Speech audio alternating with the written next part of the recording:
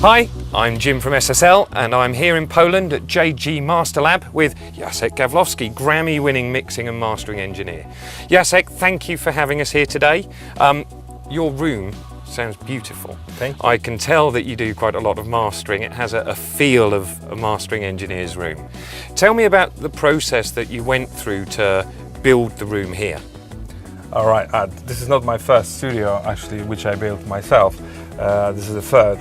So I started building my places in the 90s, and one of my first places was in a garage.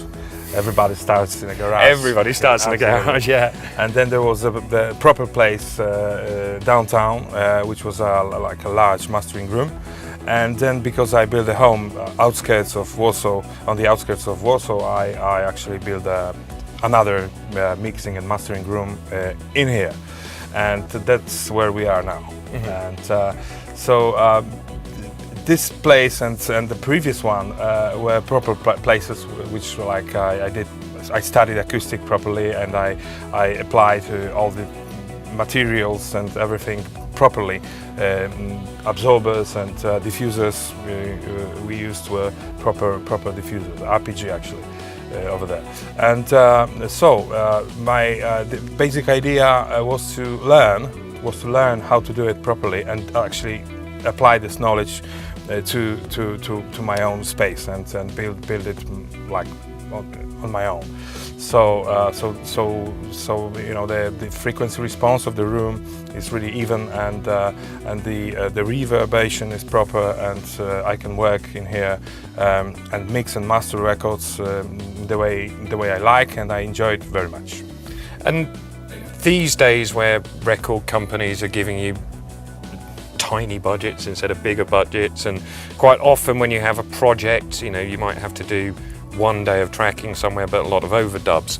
I think you've probably gone a lot further than most people do to make your own space absolutely right, you know, to the extent that you've been designing and building your own speakers for it. Why did you want to go through all of that pain? Right, I wasn't happy with the monitors I was using all the time. I used Says a man in front of a pair of NS10s. I might just quietly add for the video. Sorry. Right, so I wasn't happy with that, and I started, because I had a knowledge of designing the rooms. That's the same principles actually with the monitors. You have to get really even frequency response. You have to get proper dynamics, and that became my next challenge to build my own monitors. And I start just a few words about the monitors. They are passive, but they have active subwoofers underneath, and basically they are designed with the phase thing really applied really well to them. So I mean, all the time alignment between drivers has been done properly with them. That's why the stereo image is so deep and wide, and I use them daily on my projects, and they sound wonderful. I mean, I was blown away by the sense of space and stereo imaging that they had.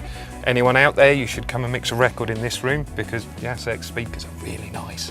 Thank you. But does it ever feel a little bit depressing when you have to do a job for someone on some heavily over-compressed pop music and you just wish there was some more dynamic range there, something with the feel of the music? Right, I can't work anymore. Don't come and mix a record here. No, it's really difficult to deal with projects with such a small dynamic range, and projects that has been squashed to death at the mixing stage or at the recording stage, and you can hear every little nuance. Everything is like. You know, just you can hear everything on the monitors. So it's really a challenge to deal with the you know, just really bad recorded material, really. So, and I mean, I think something that, I mean, the way that technology has made a democracy of making music is a fantastic thing. And I'm not going to start a long lecture with you about the loudness wars, but if you had any advice for someone that was thinking of bringing a project to someone professional to mix, how much space or headroom or how little compression would you like to see on projects that come to you? None. None at all. Well, actually, if we're talking about pop music, that's not a problem really. It's a well-recorded vocal means always like applying a little bit of compression on it. No problem with LA2A on it or anything, or a little bit of SSL compression is quite nice, as long as it's not squashed and to death, and you still have some headroom to work with. But with audiophile projects like jazz or orchestral projects, none is the best word to describe. Just don't apply compression, don't apply EQ even, but because that's the job of mixing engineer to deal with dynamics and EQ, and recording is supposed to be just as transparent as can be, and that means no compression and EQ. I mean, it's interesting that you mentioned the Opto Compressors, and I see you have quite a few in the rack. Right. Colin Sanders, the founder of SSL, was inspired by the LA4 and a BBC circuit, which was the AM613. It was the opto limiter they put on the pop music national station. And that kind of sound has really influenced SSL's compression sound, which is kind of very well known. And I always think it's very interesting that Colin set out to design an opto compressor that didn't have an opto element. And so how do you find the differences between the opto compressors you have in the rack and the bus compressor and the channel compressor on the console? I use them all for different sounds, for different purposes. And sometimes, like with the Prism, I find it really well suited for mastering. Mm-hmm. Not only because it's like really, you have it's all deadens and it's all small the increments you have on the compressor, but also for the sound. Sound is really transparent, and that's good for mastering. But if we're talking about adding a little bit of coloration, I would go for Motley or SSL compressor actually, for a really in-your-face sound, and that's the compressor on the channels, and as well as the stereo bus compressor, famous quad, and both are really, you can hear the difference. So if we're talking about the drums, kick and snare, having an in-your-face sound, my first go-to would be the SSL. The channel compressor. That would be smack. Yeah, for the bass would be DBX 165, which I really love. Classic. The old one, classic. And LA2As for vocals. I really like to crank the output for a little bit of distortion. Yeah. And then But you have to get the input gain just right if you're doing that trick on one, don't you? Yeah, it's very subjective. Yeah, absolutely. And then we have 1176, which is quite good on vocals as well, but that's like more, it's a harder sounding compressor. The 1176 is like brighter, harder sounding. LA2A is like warmer and like rounder. And then we have LA3As, which I use on guitar, and sometimes on rap vocals, because they are a little dirty, the LA3As. Yeah. I like this dirtiness, and the rap and hip hop is all about being dirty. So I use it on that, and then so basically that's it. And I think what's very interesting is that in the UK, in the US, because of the state of the industry, professionals who mix or master for a living have been kind of forced into building their own spaces. What was it about having the workflow of an analog console in front of you that was important enough to put one in here? All right, yeah. I've never actually mixed a lot on in the box. I've never been a fan of mixing in the box, although these days it's probably possible to do that. People do that, especially with pop music. Not as much with jazz, because that requires a lot more of analog environment. So because I mix a lot of jazz records. Yeah, I mean that's what you got the Grammy for, yes, isn't it? So. Absolutely. And I mixed the Grammy record on this console, on the SSL AWS 900, and I really enjoyed the process, because it was really like an analog record. All the tracks were recorded in a large environment, in a large studio. So I got all the horns, all the strings and drums that were recorded in a large space. It wasn't a small studio experience, not at all. And so I had this beautiful ambience, and I used SSL really. I mean, I used a lot of automation on the record to sometimes to expose a lot of ambience, sometimes to make things smaller. And on the record there was a large orchestra, the trumpet player, the piano player, and all these pieces together. I had to mix all these things together to make it work like a really big record. Although not every element of the record were recorded together, so it wasn't like 100% a live record. The orchestra was recorded at one time, at one space, and the drums and the bass was recorded in another studio, and piano as well. So it was like in pieces, like a record made in pieces, and so SSL helped me to develop the great sound, but also all the automation recalls, which we made instant recalls. Every time we mix a song, then another day we changed something, and we were going through the process of changing every song. So without the recall, it wouldn't be possible to make it work. So I use a lot of that, and the EQ and the compression, because I use a lot of. Even though it was a jazz record, I use a lot of stereo bass compression, because there was a lot of things going on, and if you want to hear everything, you just need to squash it a little bit. I'm not talking about distorting it or like an L2 or something. No. But to make it like to make it like one thing, you need to apply.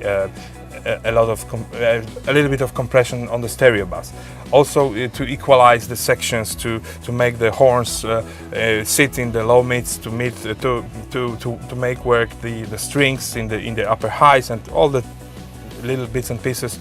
So yeah, and back to your question, actually, because as we know, the record business has changed through the years. And now we have lower budgets. We have to kind of make the sound work within the budget. So because I was never into plugins, and probably never will be actually, I decided to buy the console about 8 years ago, and start building my racks, my analog gear around the console. The idea was not to put racks, just behind or anywhere else, but I wanted to build like a furniture to house all the equipment I have, and I was buying another one and getting more gear, and started surrounding the console really well. So.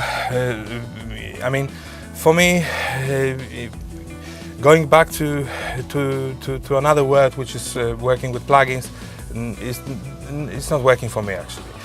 It's not about being young or old or to adjust or not to adjust. It's about the sound. I'm just getting what I need from the console, and I've been doing it for years, and got a Grammy for that. So. I mean, I'm not the only one who did that on the SSL, so I think it's working for us. I think that you raised quite an interesting point there, especially when you're doing things like jazz or acoustic music or folk music. There is a temptation now to say, I am a mixing engineer and I must use as many mixing tools are available to me, perhaps because it's so easy with a laptop. Whereas if you go back to the 60s, the 50s, we weren't called mixing engineers, we were called balance engineers. Yes. Yeah. And when you talk about using the automation on the console, controlling things and writing inside of Pro Tools, rather than reaching for another preset on whatever plugin you have loaded, I think that's something that a lot of people would be very well advised to think about, don't you? Absolutely. I mean, when I start mixing, I start with the balance first. I rarely touch EQ in the first 2 hours. Actually, I try to make balance first. And if I use EQ on the SSL console, it will be rather subtractive than addictive. I rarely use addictive EQ, and the balance is the most important thing. And I always think, because I was when I graduated School of Audio Engineering in London 22 years ago, and they taught me actually how to work with analog equipment. So we had SSL, we had other. Oh, you can say other names. It's fine. I'm not upset. We had Studio, we had Neves, we have all the things, and I imagine probably these days schools teach differently because we have different tools, we have Pro Tools. When I started, Pro Tools started actually. Yeah, 94 was the first release of that, wasn't it? Sound Tools before then. Sound Tools before. I had the Sound Tools, I had the Pro Tools, I had Session 8s, all this. I had all this stuff. So I was lucky to start, in that classic environment rather than just jump on Pro Tools or Logic or whatever, which is good too. But I see these days kids are taught a little different way, and if that leads to good results, then it's fine. But it's fine. But it's really important to understand that the technology. It has changed, but we need to pay respect to the way things were done in the past, like 60s or 50s or 70s.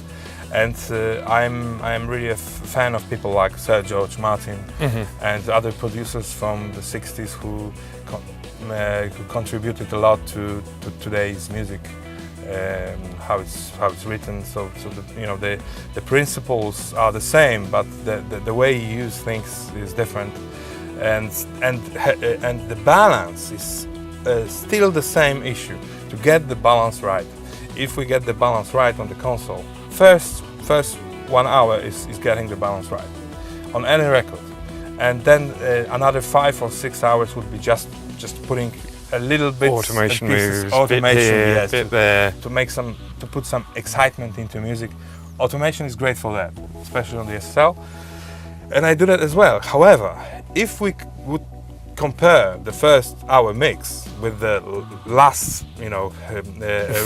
revision of the mix, it's quite similar, really. Yeah.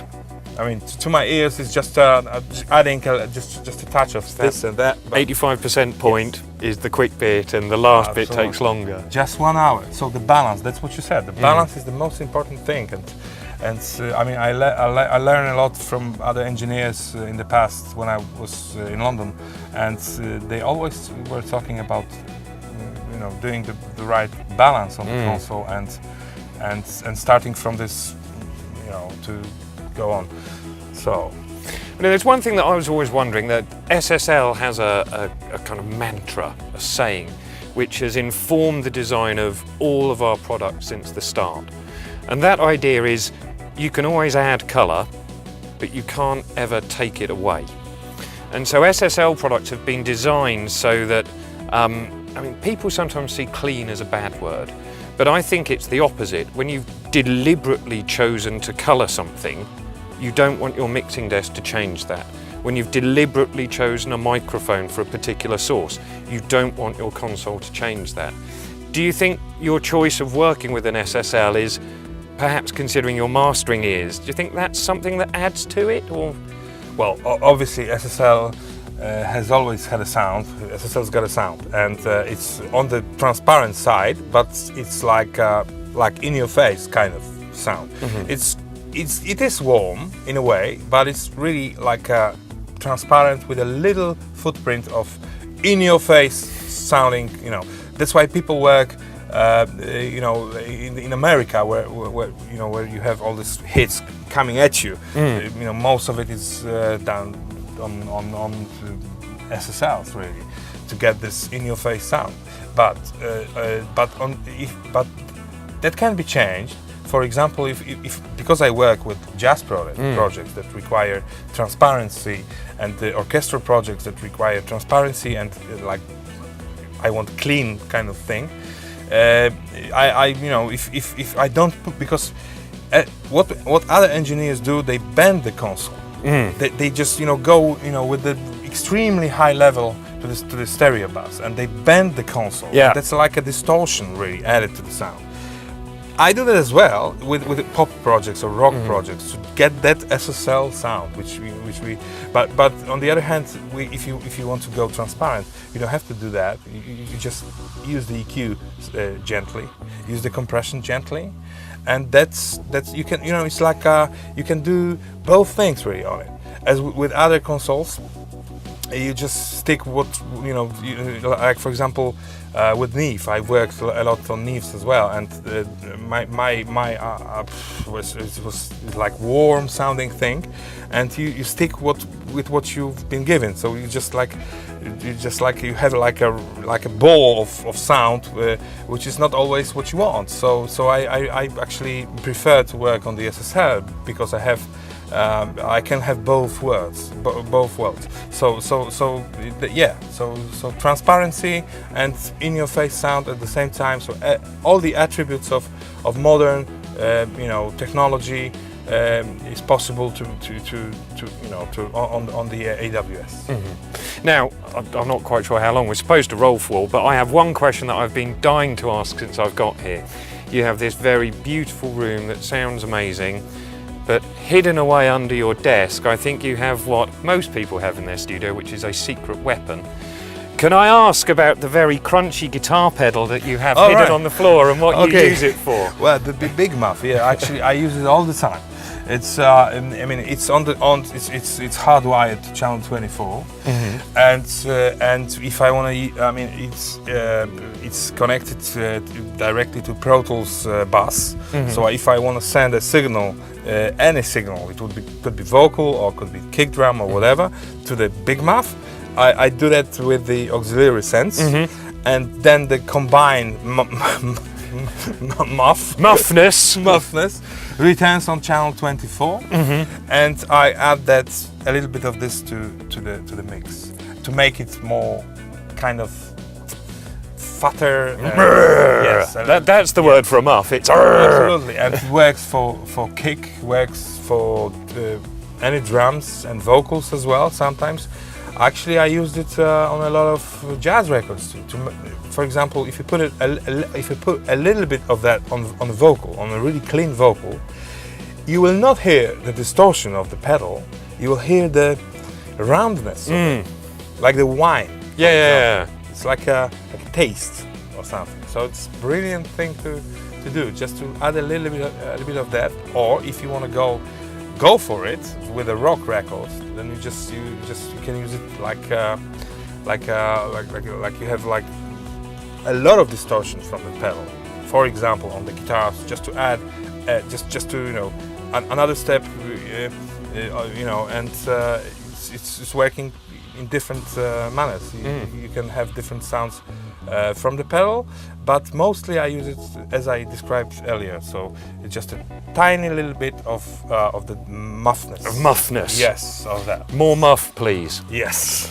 I think it was really interesting to see it hidden there, because one thing I always say to people, especially kind of younger people or students or people who make all their music inside of a laptop, everyone has the same software that you've got. Everyone has the same plugins as you've got. If you want to sound different, you have to do something differently to them. And, you know, the idea of having a little piece of that in-your-face SSL-ness, whether it's, you know, a 500 series or an X-Rack or one of our summing boxes, by doing something different in your own studio, you're always going to sound different. So I'm really sorry if I've spoiled your secret weapon under here. Another trick I use all the time is putting an amp out of the control room in the staircase. And so I put an amp over there, the SM57 Yep. in front of it, and another condenser microphone just to capture the ambience of the staircase. Yeah. And, It's like and the it sounds famous power station reverb that was Yeah. the Stairwell, or the John Bonham one microphone with a Absolutely. Compex thing. Similar thing, yeah. And sometimes I use it as a vocal reverb as well. Mhm. So I put a vocal through a little distorted amplifier, Yeah. and then it goes through the speakers to the mic, and I capture the muffness of the Yeah. amp and the reverb as well. And I add just a tiny bit to the in the mix, so that's working for me. And there's lots of. I always experiment. For example, I used to, for example, overload the loudspeakers, not the NS10s, not the other ones. Yeah. And I used to, and they had a limiter. It was another brand. That sort of kicks in protection Yeah, limiter. the protection limiter. You hear that curve as it comes on, don't Yes, you? and I was actually after that sound, but because there was one time I mixed a song, and I actually overloaded the loudspeakers while mixing. And I had, wow, that's cool actually. Put a mic up. Yeah, let's record that sound and bring it back to the mix. And I mean, experimenting is fun. That's what makes our life as engineers great. That's what makes me rolling actually. Cool. Well, Jacek, thank you so much for having us here today. We do appreciate it. I know you've got a lot of projects to do.